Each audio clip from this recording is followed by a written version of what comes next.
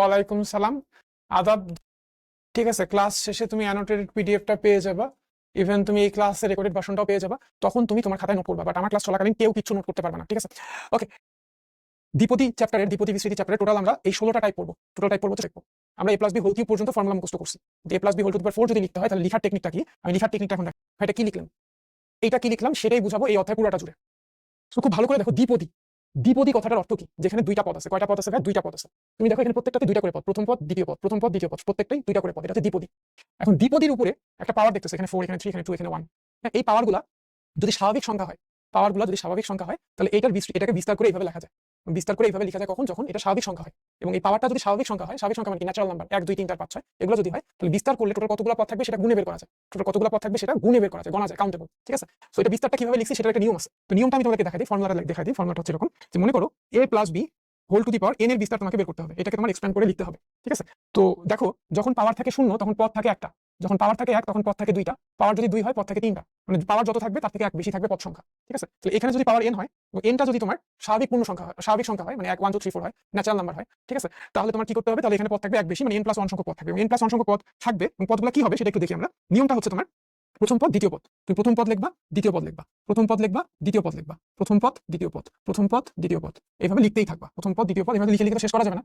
প্রথম পদ দ্বিতীয় পদ শেষ হবে, তাহলে তোমার n এর মান জানতে হবে। হ্যাঁ, n এর মান 5 হলে পদ হবে 6টা, n এর মান 10 হলে পদ থাকবে 11টা। এবার যেটা করবো আমরা, এখানে n আছে তো সবগুলোর সাথে nc0 দিব।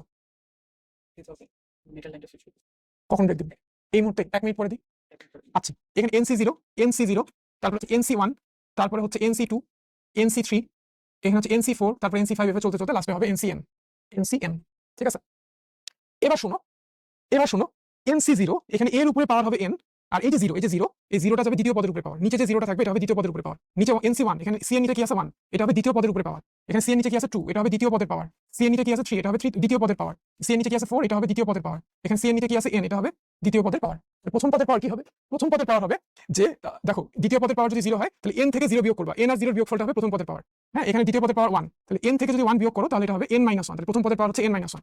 এখানে দ্বিতীয় পদের পাওয়ার 2, তাহলে আমার প্রথম পদের পাওয়ার হবে হচ্ছে n - 2। এখানে আমার দ্বিতীয় পদের পাওয়ার 3, তাহলে প্রথম পদের পাওয়ার হচ্ছে n - 3। তাহলে একইভাবে এটা যদি 4 হয় তাহলে এটা হবে n - 4, আর এটা যদি n হয় তাহলে n থেকে n বিয়োগ করলে এটা হচ্ছে 0। মোট কথা আমার প্রথম পদ আর দ্বিতীয় পদ এই দুইটা পদের পাওয়ারের যোগফল হবে n এর সমান। এই দুইটা পদের পাওয়ারের যোগফল হবে n এর সমান। সবগুলোর মাঝখানে হবে প্লাস চিহ্ন, সবগুলোর মাঝখানে প্লাস চিহ্ন। ঠিক আছে, এবং ছোট্ট একটা কারিগরি কারণে ব্রেক নিচ্ছি, 1 মিনিট, 1 থেকে 2 মিনিটের মধ্যে আমরা ব্যাক করবো। ছোট্ট একটা ব্রেক, এটা হচ্ছে সাময়িক অসুবিধার জন্য আমরা আন্তরিকভাবে দুঃখিত।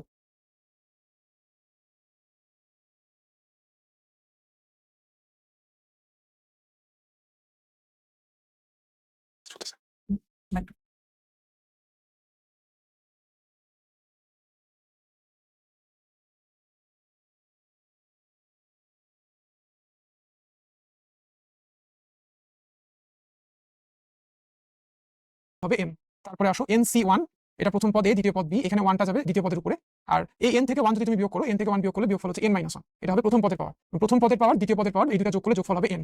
তারপরে পরের পদটা হবে হচ্ছে nc2, এটা প্রথম পদে, দ্বিতীয় পদ b, এই 2টা যাবে দ্বিতীয় পদের উপরে, আর n থেকে 2 যদি বিয়োগ করো n - 2, এটা যাবে হচ্ছে প্রথম পদের উপরে পাওয়ার। ঠিক আছে, তাহলে তারপরে লাইনটা হবে হচ্ছে তোমার, পরের পদটা হবে nc3 a two the power n - 3 into bq। এইভাবে চলতেই থাকবে চলতেই থাকবে, লাস্টের পদটা হবে হচ্ছে ncn a two the power a b, এই b এর উপরে পাওয়ার হবে n, আর n আর n বিয়োগ করলে কত হয়? n থেকে n বিয়োগ করলে হয় 0, তাহলে এর উপরে পাওয়ার হচ্ছে 0। এটা হচ্ছে তোমার, হোপফুলি তোমরা এখন ভিডিওটা আগে থেকে ক্লিয়ার দেখতেছো ক্লাসটা। ওকে, আসো কি করছি তাহলে, এখানে যদি n, এখানে n কিন্তু অবশ্যই ন্যাচারাল নাম্বার, এখানে n হচ্ছে তোমার বিলংস টু n, এখানে n বিলংস টু n। ঠিক আছে, ওকে। এখন তোমরা বলো যে ভাই nc0, nc1, nc2 এগুলা কি? এগুলা কি? তাহলে তোমরা বিন্যাস সমাবেশ পড়ছো না?